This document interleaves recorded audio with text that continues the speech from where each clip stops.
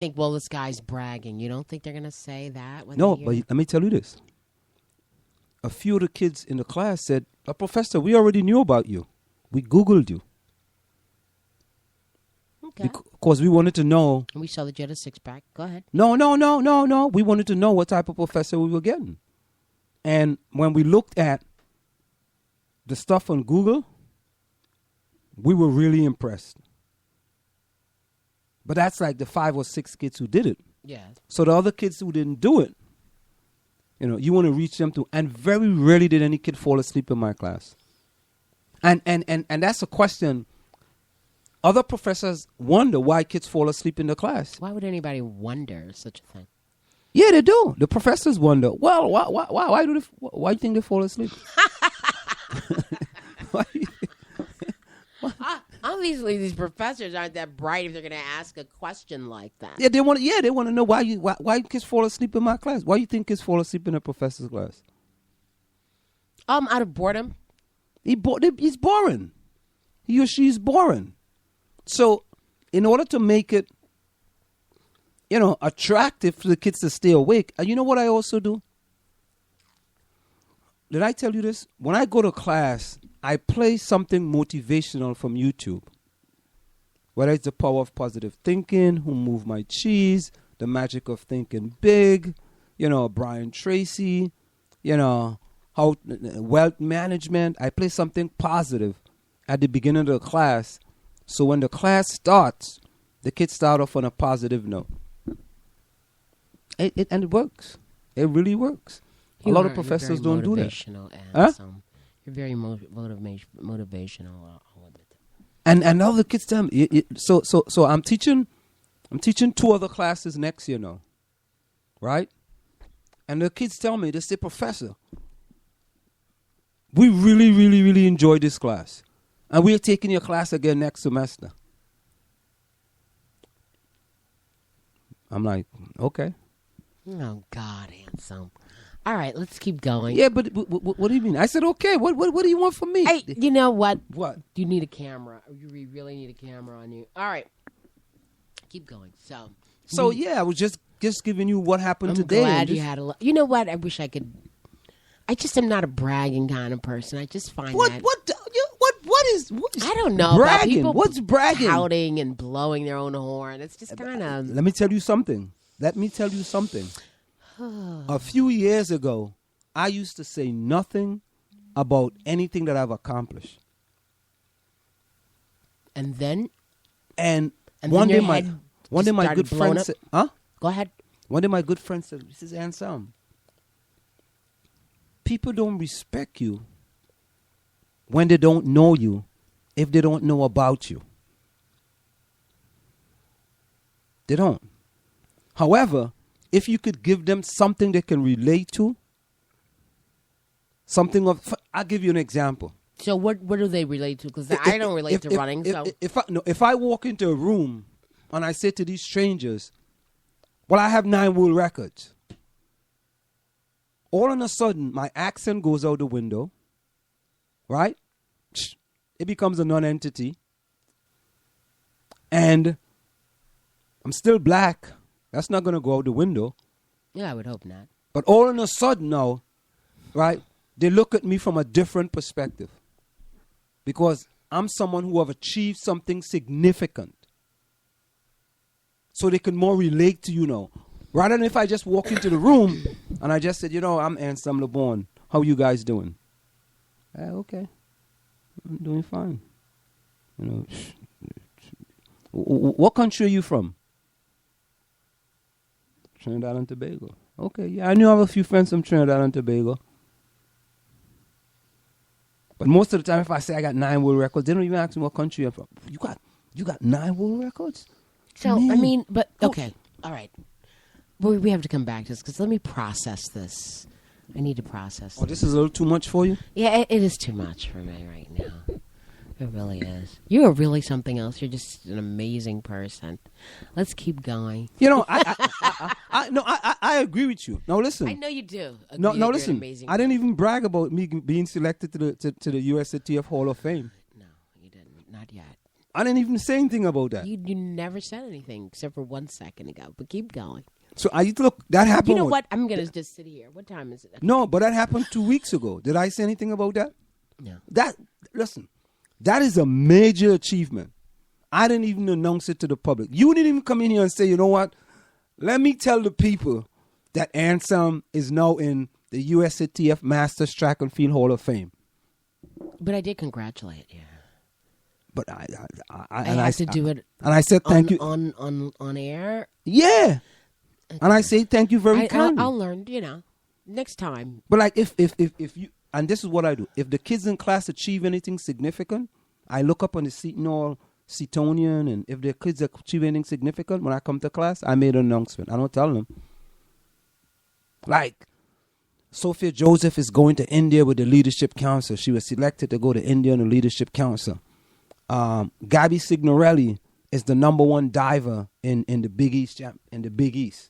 They was like, wow. Well, I mean, I don't know if someone came and said I'm, a football player, an ex-football player for the whatevers, and I don't care about football, I wouldn't be impressed by that. So if it's something that, what if it's something universal like world records? It's universal. If it's football is not really universal. Okay, universal or not, if it's not something of interest to me, I don't care about it like that. I mean, I don't look at you like, oh my God, let me hurry up and go do the show because I'm going to be sitting in the room with someone who's, in the Hall of Fame. Are you really? Come on. No, I don't. I know, but I mean, but that's not, for me, that doesn't motivate me. Okay.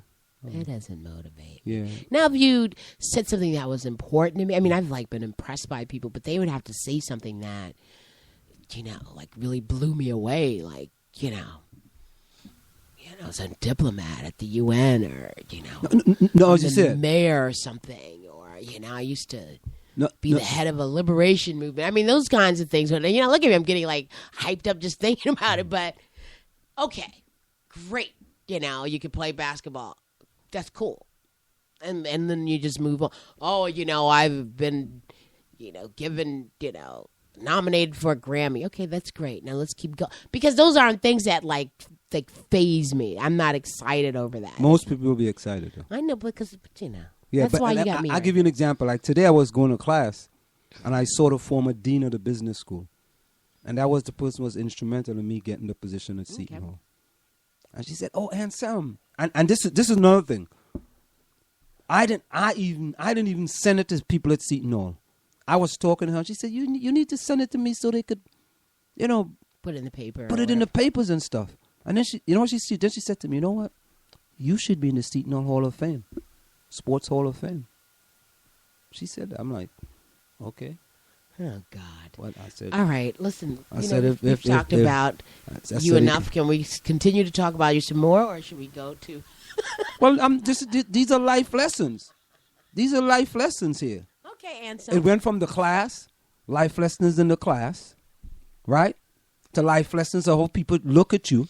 I don't like going around, talking about anything that success I've done. I just don't find that of value. I'm just ready to move forward. You don't find it of value, but other people find it of value. But that's, I don't know. See, if I meet somebody and they're telling me, how they were this or that in the past, but right now I'm looking at you and, you're sitting here, you don't have a car or anything. I mean, I don't care about that right now. But you know what you just said is in the past? Everything is in the past. What I just said is in the past. Let me give you a quick joke and then we're going to move on. There was a lion and tiger running in the jungle, right? The lion slapped the tiger. The tiger said, why did you do that? He said, it's in the past. Now, I don't know if that's supposed to be a joke or something. Did you get it? Yes, I did. What did you get? I got the joke. Okay, but you know what? Well, what was it? You know what? Here I'm stuck on the fact that lions and tigers don't coexist. So, that joke would just I would be too busy thinking about how inaccurate that joke is. Lions and tigers don't live in the same place. All right, let's go to local news. Let's go to local news. Let's go to local news. To me, that's what the joke is. Like, why would somebody tell me something like that? Okay. You know? Highland Place owner wins postponement of liquor license auction. I'm sorry. I'm just like ruled as much as possible by intellect, and it's not like I don't have emotions, but things have to let's really go to be local news. accurate. I got to tell you, not everyone, 99% of the people I told that to uses it in other scenarios. But I would, maybe a cheetah and a lion or something. But no, a lion and a tiger. But that's not possible. What?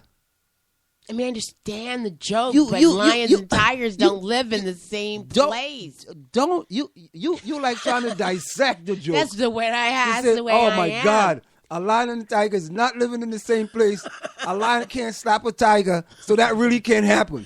What are you trying to tell me? Yes, I mean, the same thing with cartoons. I'm like, you're looking at them like, okay, dogs don't talk. What's that all about? I mean, come on, turn that off. Oh, all right. Well, I mean, and you must know that I'm creative, but I mean, it has to be within the realm of possibility, my dear. Within the realm of possibility. Now, animals do hit one another, but lions are from Africa and tigers are from the jungles of India.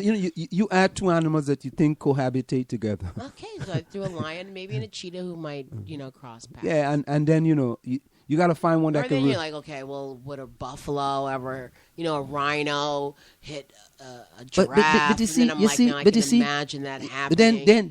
Then you lose the whole sentimentality of the joke. Sentimentality? Yeah, look it up. Because what it is... oh, God, help us. What it is that for the first time you said a lion and tiger, you already got the person's attention, because like two of the fiercest animals in the forest. They don't live in forest, but go ahead. Or you want me to say in the jungle, but they don't. I mean, they don't have to be in a jungle, do they? In the lions. Cage. I mean, tigers might be in a jungle. In the cage. Okay, so they're in a zoo. In the wilderness. At any rate, let's keep going. I'm sorry. Woo. I'm not sorry. I'm not going to apologize. Yeah, man. They made me. This is. I mean, you spend a lot of time studying and reading and traveling and visiting and thinking, and when things don't make sense, you have to call them out.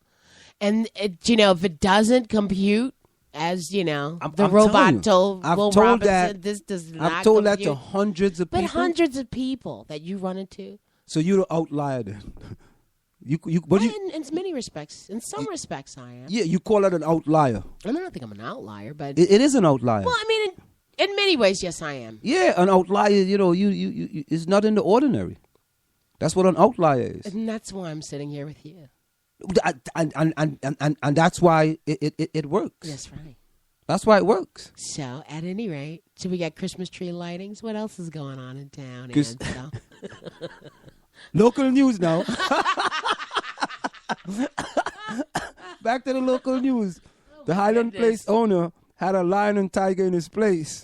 And the tiger said, I'm not buying this and the tiger said, this bar. I'm not buying this liquor license. And the lion said, why not? Because we're not supposed to be in the same place. Okay, so let's go over to the Village Green. Highland Place owner wins postponement of liquor license auction. The auction scheduled for today for the Highland Place liquor license was canceled at the last minute at the request of the shuttered restaurant owner. He asked for a postponement, said investigator Eddie Palmer of the New Jersey Division of Taxation. Palmer confirmed he was referring to Chris Farrow, the owner of Highland Place. Mm-hmm. The license was seized from Farrow because of unpaid state taxes, according to the state website. The restaurant has been closed since the summer. Bidding was to begin at $300,000. Palmer said Farrow came forward with something for the state that prompted them to postpone the auction, which was to be held at Mayport Town Hall. When asked if Farrow was partnering with anyone else in his proposal, Palmer declined to respond. New Jersey State Division of Taxation plenary license auctions may be postponed until the day they are scheduled, said Palmer. If the owner approaches the state with a proposal they deem viable. The earliest the auction will be scheduled will be January, said Palmer. The owner has an unspecified